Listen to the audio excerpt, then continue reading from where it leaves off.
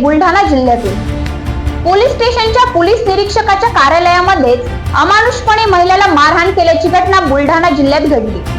बुलढाणा जिल्ह्यातील मलकापूर शहर police station मधील हे दृश्य या व्हिडिओमध्ये आपण बघू शकताय। निर्दयीपणे या महिलांना मारहाण केली जाते। राज्याच्या वरिष्ठ आणि जबाबदार पदावर असलेला भाजपाचा पदाधिकारी शिवा तायडे जणू मुख्यमंत्री फडणवीस यांच्या जोरावर मनमानी कारभार करत पोलीस स्टेशनमध्ये असलेल्या त्या महिलांना अमानुषपणे मारहाण करतोय। पैशाच्या आणि पदाच्या जोरावरती जणू कायदाच आपल्या हातात घेतल्याचे चित्र दिसून येते।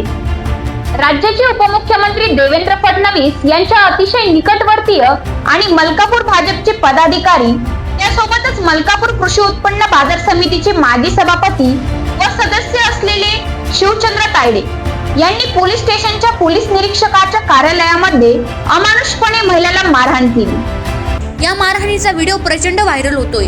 पोलीस मात्र बघायची भूमिका घेत असल्याचे दिसतंय।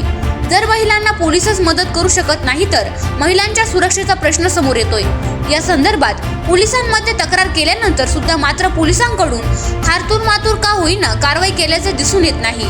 यामुळे जिल्ह्यातील महिलांनी तीव्र निषेध करत संताप व्यक्त केला।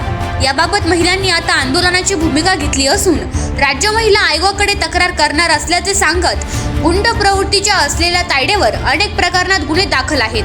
अनेकांच्या जमिनी बळकावल्याच्याही त्याच्या विरोधात तक्रारी आहे। पैशाच्या आणि ताकदीच्या जोरावर तो त्याची हुकुमशाही चालवतो आणि विशेष म्हणजे सर्व पोलिसांना माहीत असून सुद्धा पोलीस मात्र मुख गिळून गप्प बसण्याची भूमिका घेत आहे। तावडे यांनी कायदाच विकत घेतलाय की काय, अशी भूमिका जनसामान्यातून व्यक्त होते। अशा राजकीय गुंडांसमोर पोलीसही हद्दबल आहेत। आवाज जनतेचा या न्यूज चॅनलसाठी प्रतिनिधी संजय निकम। विनम्र आणि तत्पर सेवा म्हणजेच जय माता दी मोबाईल शॉपिंग। चला तर मग आजच खरेदी करा आपला आवडता मोबाईल आपल्या जय माता दी शॉपिंगतून।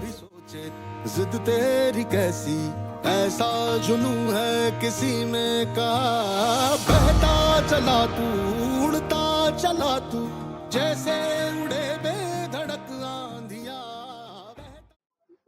करायचा आहे लाईव्ह कार्यक्रम किंवा आहे कसले आंदोलन, जनसामान्यापर्यंत पोहोचेल आपल्या हक्काचा आवाज, आवाज जनतेचा। बातमी व जाहिरातीसाठी दिलेल्या स्क्रीनवर संपर्क करा।